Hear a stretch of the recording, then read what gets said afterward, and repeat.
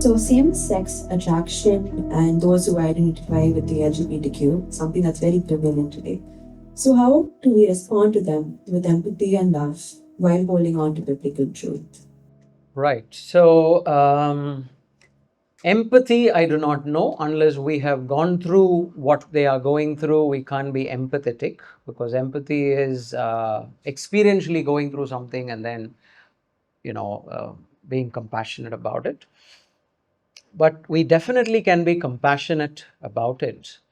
Um, Tim Keller was once asked in an open forum whether all homosexuals will go to hell. And Tim Keller, in his very sage like wisdom, took a pause and he said, well, I know one thing for a fact, that not all heterosexuals are going to heaven. I think we need to understand that all of us are living in a broken world as broken people. And all of us, even in the area of sexuality, are broken. If I am a heterosexual, I am heterosexually broken, and someone else is homosexually broken.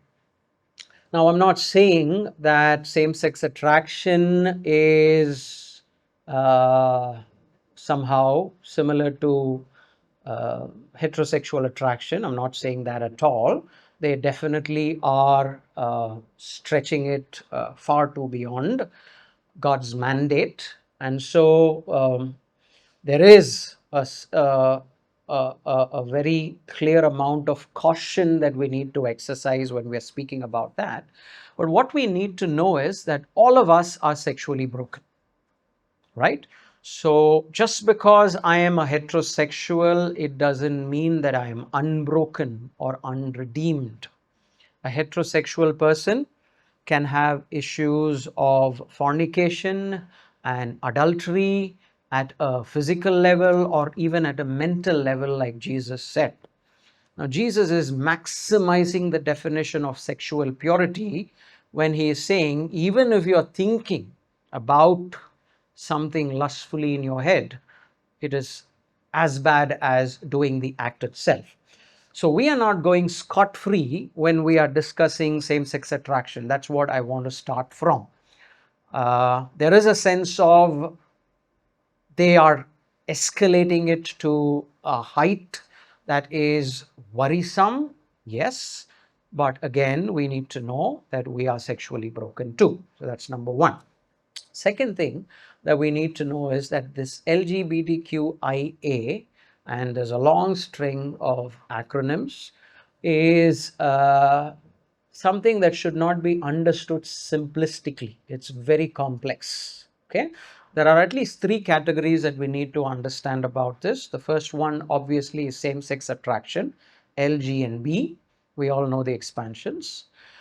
When it comes to T, T is not a sexual expression issue or a sexual inclination issue or a sexual attraction issue. It is an identity issue. So those people are struggling with the question of who am I? And they are looking for answers to the question of who am I only within the domain of sexuality. Now, the question of identity, you're a young person, is a very difficult question to answer. I struggled with it for several years till I met Jesus Christ. Yeah.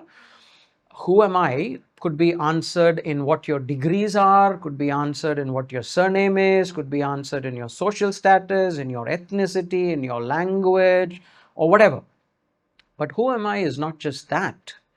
Who am I is a question that will only get answered when you know whose you are. Only when we know that we belong to this God who has fearfully and wonderfully made me in his image and in his likeness, all of the identity struggles and inadequacies that I have will actually melt away and go off.